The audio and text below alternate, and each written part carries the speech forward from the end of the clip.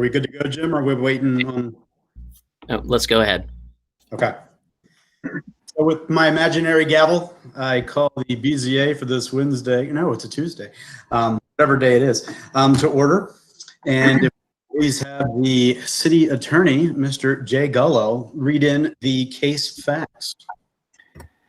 Thank you, Mr. Chairman. The case filed tonight for case 2020-212, filed by Todd Herring for the property at 417 East Baltimore Street, Suite A, for a non-conforming use. It's a change of a non-conforming use to another non-conforming use.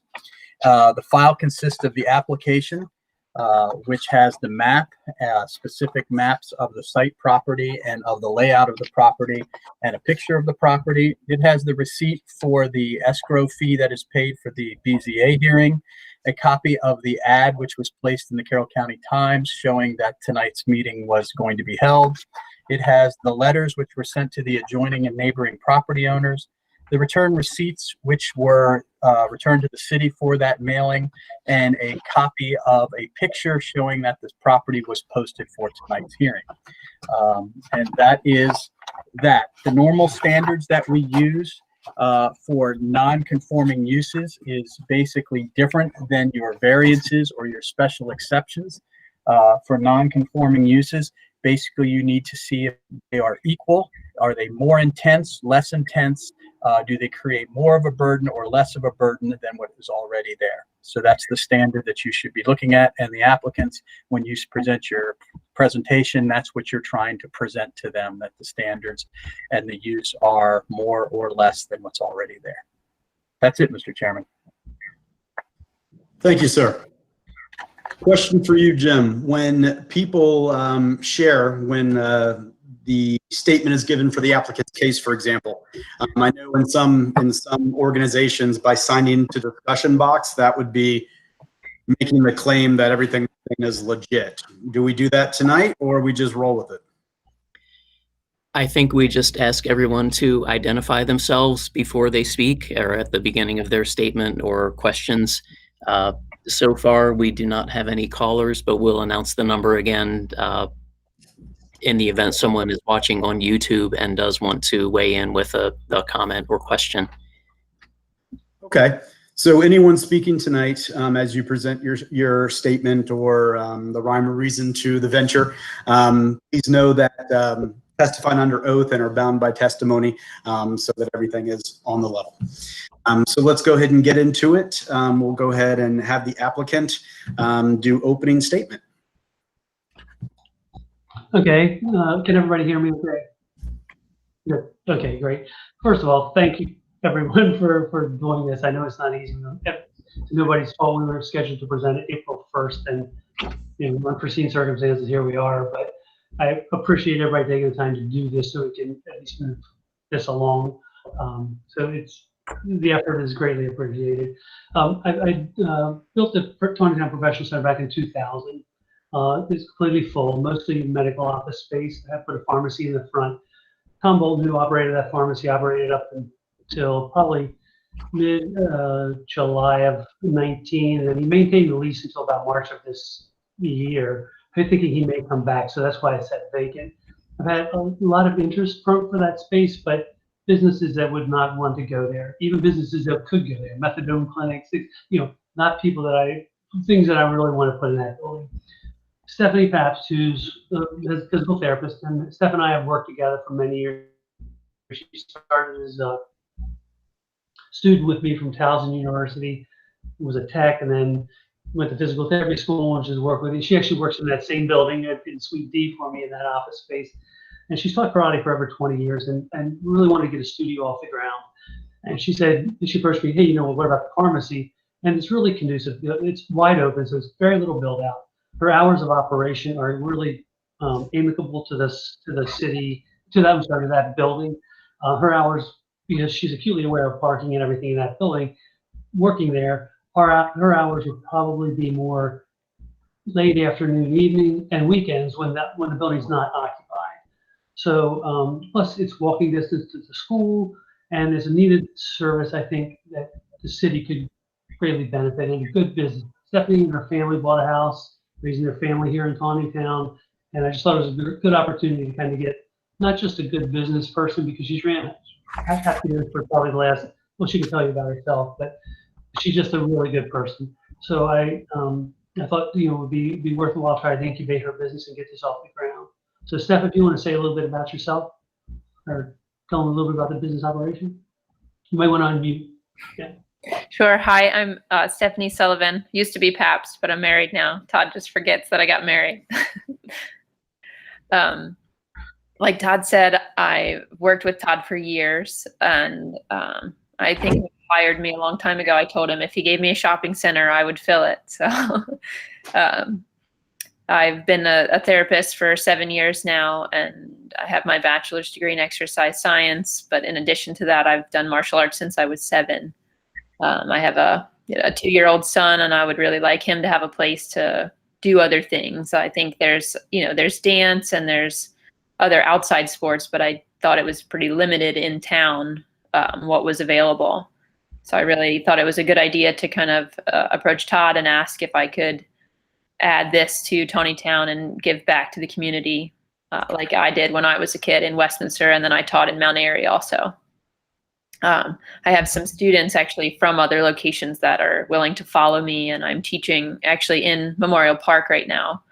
Claire helped me join up with the Parks and Rec so I could teach a little bit while I was waiting, and I have a good handful already of kids interested, and we had class tonight and they had a good time even though it's hot. So yeah, I just really wanted to give back to the community, and I thought this was a good way to do it.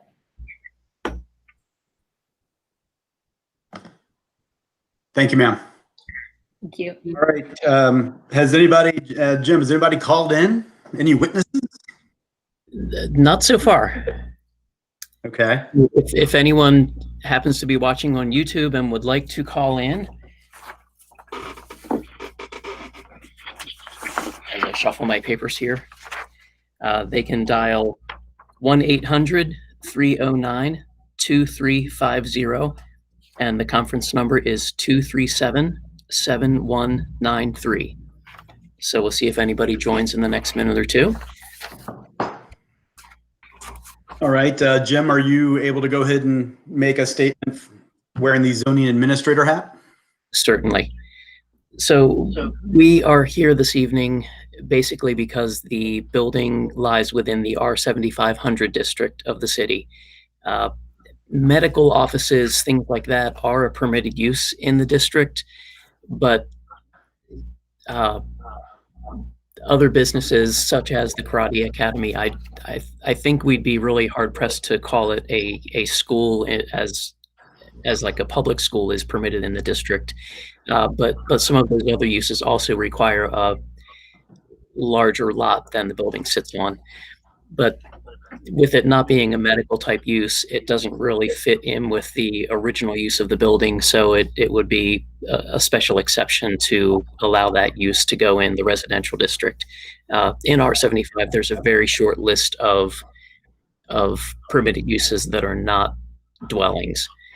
And the original building was with the pharmacy, and all the medical offices fell under the umbrella of the medical use. So this is just a little different, a little outside that box. So that's why we're here this evening.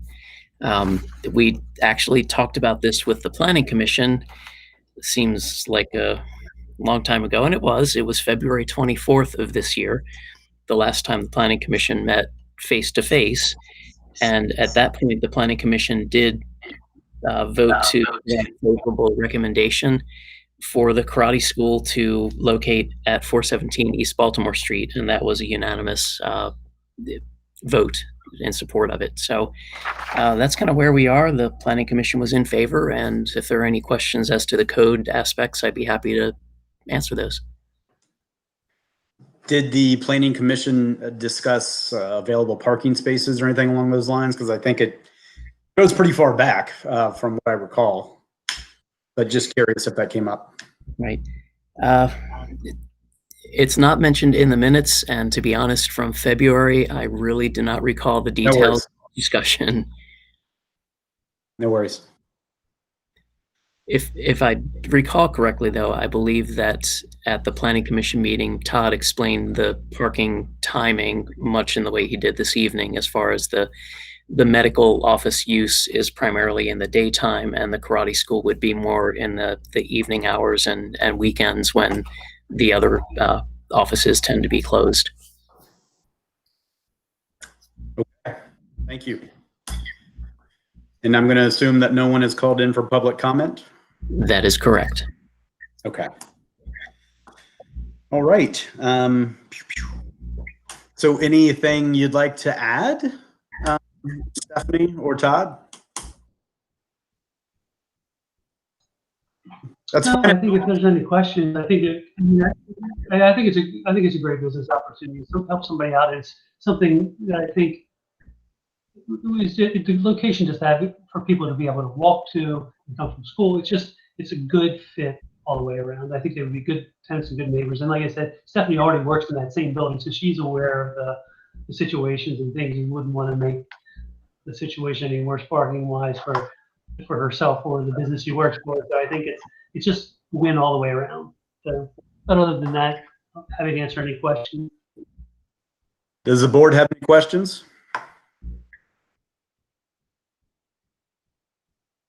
I'm getting a note from Ms. Autry. Ms. Kelso or Ebal, any questions? No from Ebal? And no from Ms. Kelso. Okay. So we'll close the public hearing portion and we'll go into deliberation. I, for one, don't have any concerns about an academy being placed at that location. So I don't really have anything to bring up as a concern. Anybody else? Getting a no and a no and a no. Okay. Is there a motion, a primary motion to grant the special exception? Lee, I'll motion.